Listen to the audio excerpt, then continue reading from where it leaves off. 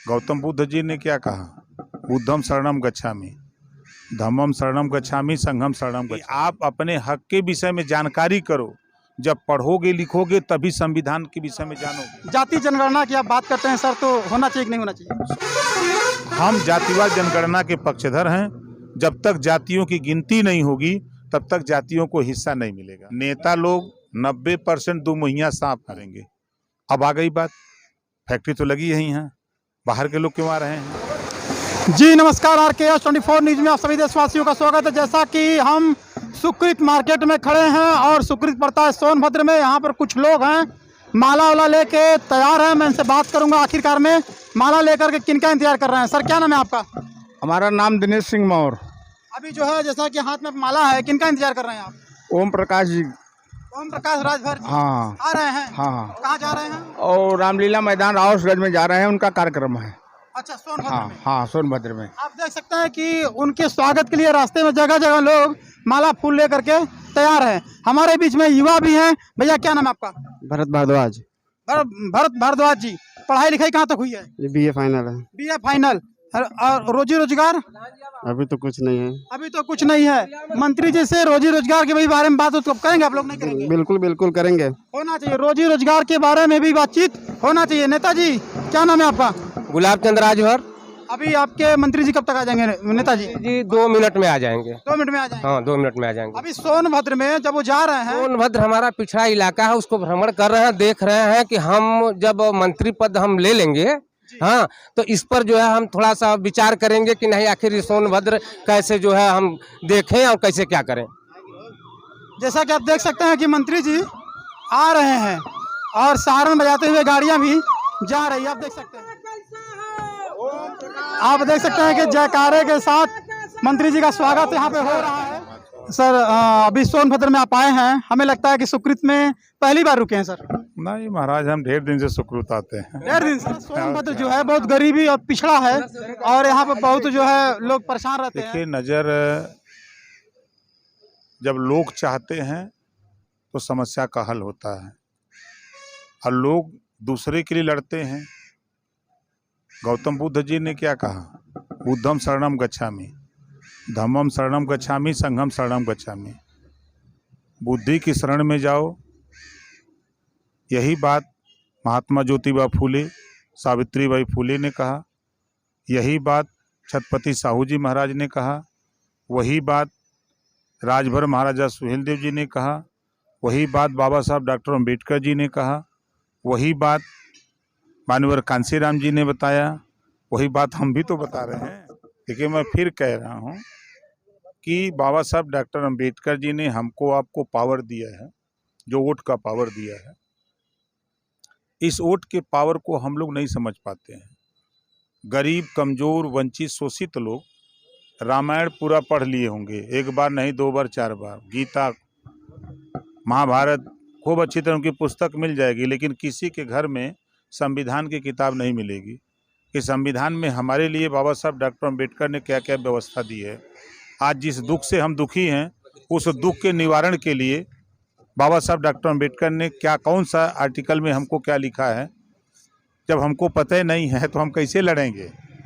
इसी बात को लेके तो हम लोग कोशिश कर रहे हैं कि आप अपने हक के विषय में जानकारी करो। जब पढ़ोगे लिखोगे तभी संविधान के विषय में जानोगे। अभी आपको खाली बता दिया गया है कि सब कुछ भगवान करेंगे। भगवान सब कुछ नहीं करेंगे। भगवान को जो करना है वो कर रहे हैं, हमको आपको भी करना पड़ेगा, तब जा कर के हम आगे हमारी बीमारी ठीक होगी। जैसे उदाहरण में, डॉक्टर अगर सुकृत चौराहे पर हैं और गांव में बीमार हो, वो डॉक्टर के पास न आएगा। तो बाबा साहब डॉक्टर अम्बेडकर जी ने वोट का जो पावर दिया, जब नेताओं को ज़रूरत होती है तो नेता आते हैं जज मालिकों के पास और कहते हैं भैया हमको वोट दे दो, और वोट लेके फिर नेता तो फरार हो जाते हैं। कभी ये जनता उनसे नहीं पूछी कि हमारी ये समस्या है, हमारे यहाँ बिजली पैदा होती है, हमको 4 घंटा क्यों मिलती है। इस सवाल तो किसी नेता से कोई नहीं करता है। बाबा साहब ने यही तो आज़ादी दी है कि भाई हम अपना प्रतिनिधि चुनते हैं, तो हमारा भी अधिकार है कि हम अपने प्रतिनिधि से इस बात को पूछें, भाई बताओ कि हमारी ये समस्या है, तो आपने समस्या के समाधान के लिए क्या किया।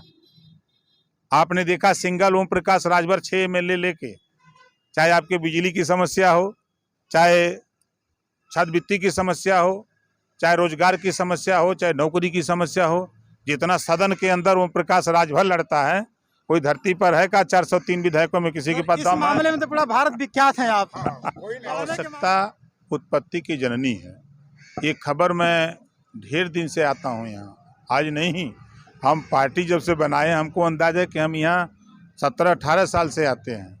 कोई इलाका ऐसा नहीं है कि जहाँ हम घूम करके अलग न जगाए। हम तो जगा के चले जाते हैं, लेकिन लोग भावना में उड़ देते हैं ना, लोग भावना में उड़ देते हैं, वही दुर्गति का कारण है। हम अगर संविधान की किताब अपने घर में खाली रख लें और उसको पढ़ने लगेंगे क्या क्या सुविधा इसमें हमारे लिए बाबा साहब डॉक्टर अम्बेडकर ने लिखा है, तो हम समझते हैं कि सारी समस्याओं का समाधान हो। देखिए, हम जिधर जाते हैं सुबह सुबह उधर देश और प्रदेश की निगाहें हम यहाँ हैं ना।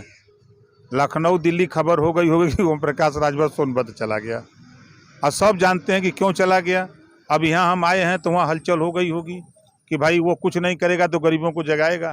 अच्छा सर, एक क्वेश्चन मेरा और है, जाति जनगणना की आप बात करते हैं सर, तो होना चाहिए कि नहीं होना चाहिए? 100% देखिए, बाबा साहब डॉक्टर अम्बेडकर जी ने संविधान में व्यवस्था दिया है हर 10 साल पे जातिवार जनगणना होनी चाहिए। लेकिन दुर्भाग्य है कि देश की जनता, अभी जैसे कांग्रेस पार्टी की बात करें, 2011 में जनगणना हुई, मनमोहन जी प्रधानमंत्री, और जब विपक्ष के लोग उसको सार्वजनिक करने की बात आई तो कांग्रेस पार्टी भागने लगी। हम जातिवार जनगणना के पक्षधर हैं। जब तक जातियों की गिनती नहीं होगी तब तक जातियों को हिस्सा नहीं मिलेगा, सीधी सी बात। राहुल जी तो जा धान रोप रहे हैं किसानों की। अब वही है कि नौटंकी कर रहे हुआ हैं, नहीं। ये नौटंकी करने वाले लोग हैं। हम तो कहते हैं इसी सुकृत पे 1-2 ठेला लगा दीजिए और हमको एक चादर दे दीजिए, हम ठेला पर सो जाएंगे रात भर। और राहुल को बुला लीजिए, कहिए कि इसी ठेला पर सो जाइए। नहीं, आजकल तो सो भी रहे हैं सर, ट्रक में घूम रहे हैं। हाँ, ट्रक में सो रहे हैं, देख रहे हैं। वो खाली कैमरा लिए रहते हैं, फोटो खींचने के बाद तो फिर सब ये खत्म। नहीं, जनता को ये नहीं समझ में आती है कि जिस किसान के पास रोटी और कपड़ा, बीज, खाद के लिए पैसे नहीं है, उतने महंगे में कैमरा उस समय कहाँ से आ जाते हैं? देखिए, इस देश के नेता सुधर जाएं, हम बता रहे हैं, जो आप कह रहे हैं ना, नेता सुधर जाए तो पूरा देश सुधर जाए। नेता लोग 90% दुमुहिया सांप हैं, नेता लोग, ठीक ना। ये नेता अच्छे कैमरे तो लेके आते हैं, लेकिन जिस समस्या को दिखाते हैं जनता के बीच में, अगर वही समस्या के समाधान के लिए वो सदन में, जो बाबा साहब डॉक्टर अम्बेडकर ने अधिकार दिया है कि सदन में उस समस्या के समाधान के लिए कानून बनवाओ, वहाँ तो नहीं इस बात को रखते हैं। और यहाँ आकर के धान रोपते हैं, ट्रक में खड़ा चल रहे हैं। अच्छी बात है, चलिए, कोई बात नहीं। देखिए, राजनीति में गरीब को रोटी, कपड़ा, मकान, शिक्षा और दवाई, यही सबसे महत्वपूर्ण है। इसके लिए नेताओं को आप देखिए, पढ़िए, नेता लोग दूसरी दिशा पकड़ लेते हैं, इसी से गरीब परेशान। फैक्ट्रियाँ पे हैं, लेकिन लोकल लोगों को काम नहीं मिलता सर। देखिए, मैं फिर कह रहा हूँ ना कि संविधान में जो बाबा साहब डॉक्टर अम्बेडकर ने जो व्यवस्था दिया है, उस व्यवस्था के तहत लड़ने के लिए हमको जानकारी नहीं है। जैसे अभी सरकार ने कहा, पिछले कार्यकाल में एक कानून बना, 1 डिस्ट्रिक्ट 1 प्रोडक्ट, मतलब एक जिला और उस जिले का काम वहीं के लोग करेंगे। अब आ गई बात, फैक्ट्री तो लगी यहीं है, बाहर के लोग क्यों आ रहे हैं? प्रश्न खड़ा होता है ना जी। तो ये चीज़ें, जो कानून बनता है उसका पालन कैसे हो, पालन कराने के लिए बाबा साहब डॉक्टर अम्बेडकर ने व्यवस्था दिया कि आप आराम से जो है जिला मुख्यालय पर रहिए और जाइए, अपनी फरियाद कहिए, जो सिस्टम है उस सिस्टम में निश्चित सुनी जाएगी बात। बहुत बहुत 24 न्यूज, जय हिंद।